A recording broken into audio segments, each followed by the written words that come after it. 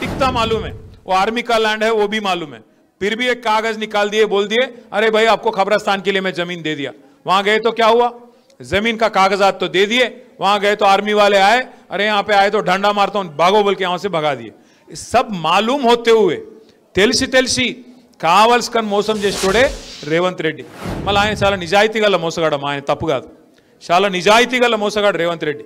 ఆయన ముందే చెప్పిండు ప్రజలు మోసం చేసే వాళ్ళకే నమ్ముతారు, గొర్రె కషాయాన్ని నమ్ముతుంది అని చెప్పి ఆయన చెప్పి మోసం చేసేటోళ్ళకి నమ్ముతారు కాబట్టే నేను మోసం చేస్తున్నాను కూడా చెప్పిండు। అది కూడా టీవీలలో ఉన్నది, యూట్యూబ్లో ఉన్నది, మీరు చూసుకోవచ్చు। ఇప్పుడు కూడా ఏం చేస్తుండు రేవంత్ రెడ్డి అంటే మళ్ళొక్కసారి ఆయన అంటాడు, నేను నిన్న మొన్న చూస్తున్న మంత్రులు మాట్లాడుతున్నారు జూబ్లీ హిల్స్ అంట కాంగ్రెస్ గెలుస్తూనే అభివృద్ధి జరుగుతుందంట।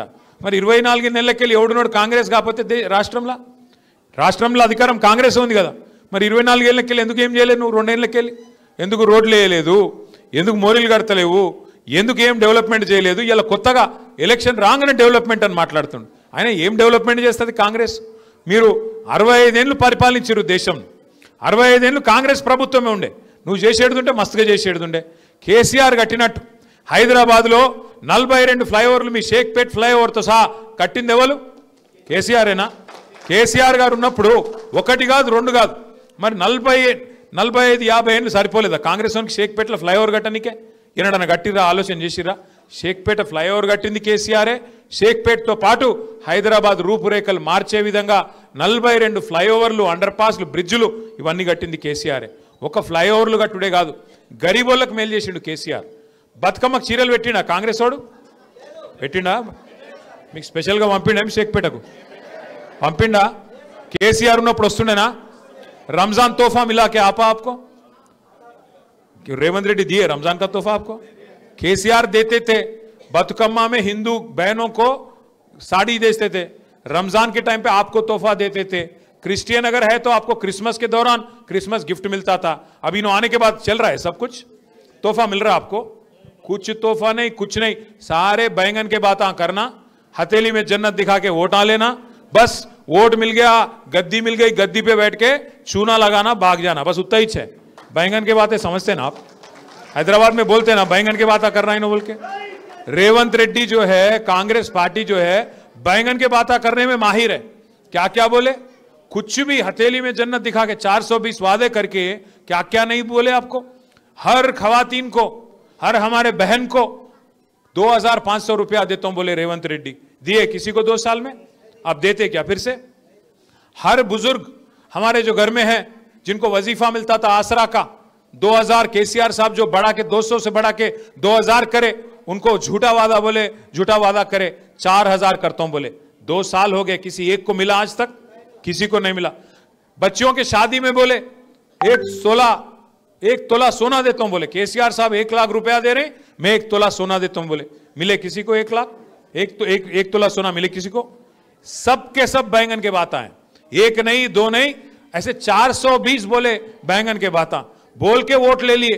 फिर आज एक वादा भी मुकम्मल नहीं करे, एक वादा भी आज तक पूरा नहीं करे, और फिर एक बार वोट मांगने आ गए। किस बेसिस पे आ गए आप? क्या दिखा के पूछेंगे आप? एक घर बांधे, यहां पे एक घर दिए, एक गरीब को घर दिए, एक मकान का पट्टा दिए किसी को, एक गरीब को कोई पट्टा दिए आप? कितने घर गिराए आप हाइड्रा के नाम पे? इसीलिए मैं बोल रहा हूं आप शेखपेट के हमारे जो भाई है बहन है, सबक सिखाने का है कांग्रेस पार्टी को। अगर ये इलेक्शन कांग्रेस हारता उसका कोई नुकसान नहीं होता, उसका हुकूमत नहीं खत्म होता, पर उनको एहसास होता कि अवाम गुस्से में है। ఈ ఎలక్షన్లో కాంగ్రెస్ ఓడిపోతే వాళ్ళకి వచ్చిన నష్టం ఏం లేదు, సర్కార్ ఏం పడిపోదు, కానీ ఈ ఎలక్షన్లో గట్టిగా కడుపులోకి వెళ్ళి గుద్దితే కాంగ్రెస్ వాళ్ళకు బుద్ధి వస్తుంది। అగో ప్రజలు కోపం మీద ఉన్నారు, 2,500 రూపాయలు లేకపోతే ఆడపిల్లలు ఊకోరు, స్కూటీ లేకపోతే ఊకోరు, జూట మాటలు చెప్పి ఓట్లు దొబ్బి తర్వాత మళ్ళీ మాట తప్పితే ఊకోరు, బుద్ధి చెప్తారు, రేపు అడ్రస్ లేకుండా డిపాజిట్లు గల్లంతు చేస్తారు అని ఒక భయం పెట్టాలంటే, కాంగ్రెస్ కడుపులా బుగులు ఉట్టాలంటే ఈ ఎలక్షన్లో ఖచ్చితంగా కాంగ్రెస్ క్యాండిడేట్ది డిపాజిట్ కూడా లేకుండా ఓడగొట్టే జిమ్మేదారి దయచేసి తీసుకోవాలి। భయపెడతారు వచ్చి నాకు తెలుసు, ఇక మన బస్తీలలోకి వస్తారు, నిన్న మొన్నటిదాకా పత్తలేని కాంగ్రెస్ వాడు వస్తాడు, ఇంటింటికి వస్తాడు, అక్క అంటాడు, చెల్లె అంటాడు, వదినే అంటాడు, కోడలు అంటాడు, వరసలు కలుపుతాడు, మస్తు కథలు చెప్తారు। ఇక నువ్వు గెలిపి ఓటు గుద్దు, వస్తూనే ఉన్నాయి పైసలు, కేసీఆర్ మొత్తం అప్పుల పాలు చేసిపోయింది, ఏం చెప్పాలి నీకు? ఏం బాగా రేవంత్ రెడ్డి బాగా కష్టపడుతుండు అని బిల్డప్లు ఇస్తారు. నేను ఒక్క మాట అడుగుతున్నా, కరోనా వచ్చింది యాదికుందా అందరికీ? మర్చిపోయారా? 5 ఏళ్ల కిందట కరోనా వచ్చింది. కరోనా వచ్చినప్పుడు ఎవరైనా అనుకున్నామా మూతికి బట్టలు కట్టుకొని ఇళ్లలో కూర్చోబడుతుందని? మొత్తం కారోబార్ బంద్ అయింది. కరోనా వచ్చినప్పుడు మొత్తంగా రాష్ట్రంలో, దేశంలో, ప్రపంచంలో కారోబార్ బంద్. సున్నా, ప్రభుత్వం దగ్గర ఆదాయం సున్నా, ఒక్క పైసా లేదు, బుడ్డ పైసా లేదు ప్రభుత్వంలో. మరి అప్పుడు పెన్షన్లు ఆగినాయా? కేసీఆర్ ఇచ్చేటి కళ్యాణ లక్ష్మి చెక్కులు ఆగినాయా? రైతు బంద్ ఆగిందా? కేసీఆర్ కిట్లు ఆగినాయా?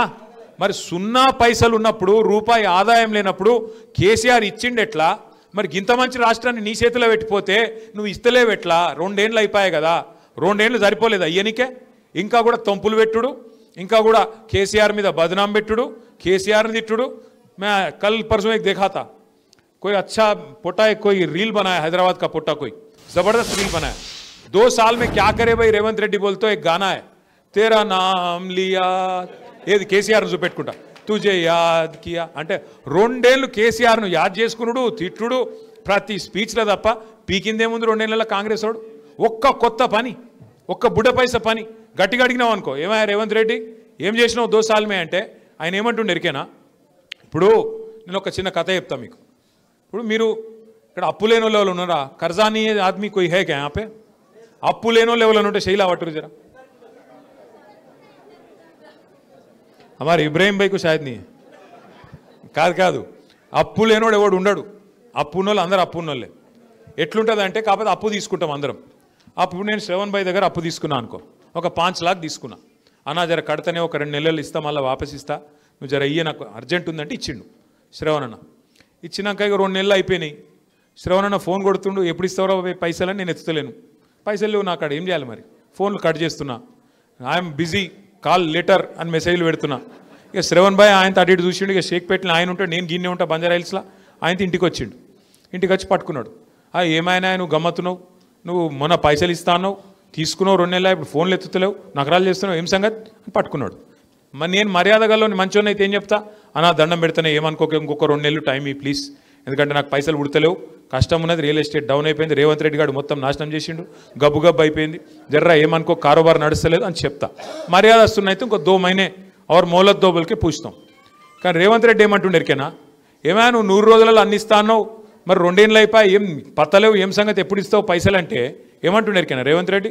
ఏం చేస్తారు బా మీరు, నన్ను కోసుక తింటారా? నేను ఇయ్యపో ఇంత కుల్ల మాట్లాడుతున్నా. ఆయన చూసిరా మీరు? కోసుక తినాలన్నట ఆయన. ఆయన ఏమన్నా సేపా జామకాయన కోసుక తినడానికి ఏమిటిది? ఆయన కోసుక తింటారా అంట. ఎవడన్నా ముఖ్యమంత్రికి ఇస్తూ మాట్లాడేటోళ్ళని చూసినామా మనం? ఎన్టీ రామారావుని చూసినాం, తర్వాత చంద్రబాబు నాయుడుని చూసినాం, రాజశేఖర రెడ్డిని చూసినాం, కేసీఆర్ని చూసినాం, ఇప్పుడు ఈయనను చూస్తున్నాం. వాళ్ళని చూసినాక ఈయన చూస్తే ఎట్లా అనిపిస్తుంది అసలు? ఎవడన్నా ముఖ్యమంత్రి సెక్రటేరియట్ పోయి ఇక్కడ వాళ్ళు అంకె బిందెలు ఉంటాయనుకొని వచ్చినా అవి లేవు అన్నోడు ఎవడన్నా ఉన్నాడు 5 వరకు? ఇక గిసొంటోడు లంకె బిందెలు ఎవడు ఎత్తుకుతాడమ్మా, నాకు అర్థం కాదు. ఎవరు గసంటోళ్ళు ఎత్తుకుతారు, పాకెట్ మార్గాలు, దొంగలు. ఎవడన్నా ముఖ్యమంత్రి మాట్లాడతాడు అట్లా మాట? ఇంకా ఘోరం. ఆయన భాష ఏం భాష అది? నీ గుడ్లు వీకి గోటీలాడతా, నీ పేగులు తీసి మెడలు వేసుకుంటా. పేగులు మెడలు వేసుకుంది నాకు అర్థం కాదు, బోటి కొట్టడం నువ్వేమన్నా? పేగులు మెడలు వేసుకుంటా, గుడ్లు వీకి గోటీలాడతా, ఎవడన్నా ముఖ్యమంత్రి మాట్లాడే మాటలా? ఇంకా ఘోరం ఏమిటి తెలుసా? ఇగో ఇప్పుడు బాకీ లేనోడు, అప్పు లేనోడు ఎవడు ఉండడు ప్రపంచంలో. అది రాష్ట్ర ప్రభుత్వం అయినా, మనిషి అయినా, కుటుంబం నడిపే ఒక ఆడపిల్ల అయినా అందరికీ బాకీ ఉంటుంది. మరి బాకీ ఉన్నప్పుడు ఎట్లా నడుపుతాం మనం? లోపల బనీన్కు పొక్కలున్నా మీదికెళ్ళి మాత్రం ఖడకంగి వేసుకొని తిరుగుతాం. ఎందుకు మరి? బయట మళ్ళీ అప్పు ఉంటానా వద్దా? రొటేషన్ తిప్పాలనా లేదా? అట్లుంటుంది కథ. కానీ రేవంత్ రెడ్డి ఏం చేస్తుండు? మా రాష్ట్రం దివాలా తీసింది, మా రాష్ట్రం క్యాన్సర్ పేషెంట్ అయిపోయింది, మా రాష్ట్రం సంకనాకిపోయింది, నేను ఢిల్లీకి పోతే నాకు ఎవడు అపాయింట్మెంట్ ఇస్తలేడు, నన్ను దొంగ లెక్క చూస్తున్నారు. మరి దొంగ లెక్క చూడకుండా ఎట్లా చూస్తారు నాకు అర్థం కాదు. ఇంకొక మాట అంటుండు, అపాయింట్మెంట్ ఇస్తలేరండి నాకు ఆడ